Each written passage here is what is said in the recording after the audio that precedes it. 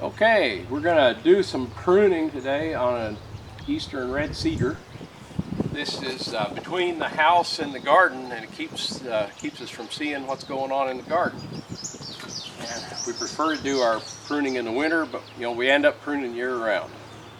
And we're really not worried about disease problems on this tree.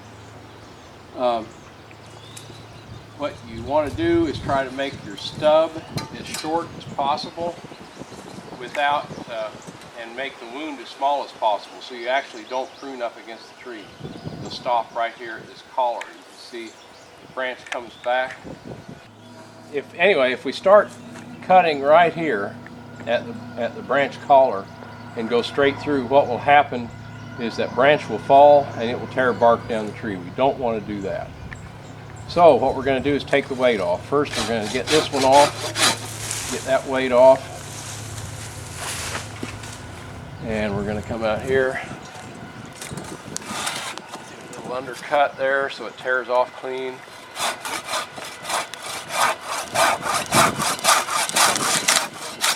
Get that weight off. That's what we do. Now that we have the weight off, we can come back here and cut this safely. It probably will not tear any bark.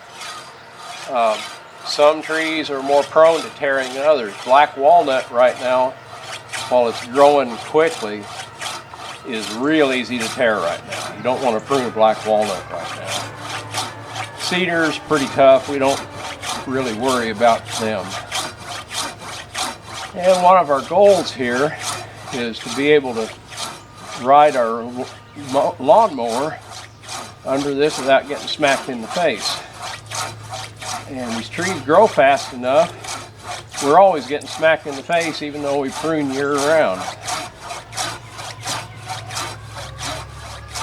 And you'll see this blade is getting old. We've used this blade for over 10 years and it's getting where it cuts pretty slow. And what I may do after we finish this one is cheat and use a chainsaw, because it's much quicker. And of course they tell you not to prune with a chainsaw. You can cause a lot of injuries to your tree.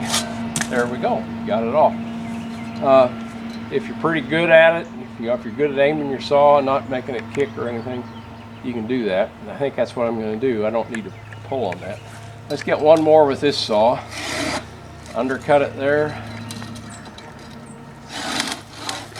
Take that, the weight's off. And find your branch collar and cut that just outside the branch collar. You leave a little bit of a stub. Leave the stub as short as you can, making the wound as small as you can.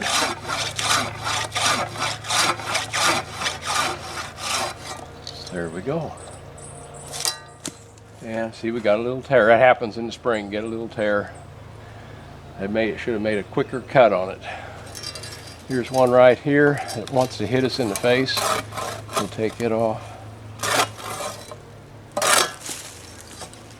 See if we can do this one without making any tears. There we go, got that one off. Okay, now I'm going to go grab a little chainsaw because this next one's big. I don't feel like pulling on that one. Action? Action, yeah, okay. Okay, we are going to cheat now and continue the pruning of this tree with our little chainsaw. It's gassed up and oiled.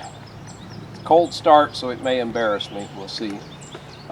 When you're running your saw, remember chaps, safety glasses, hard hat.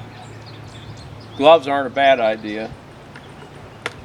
And ear protection, face protection.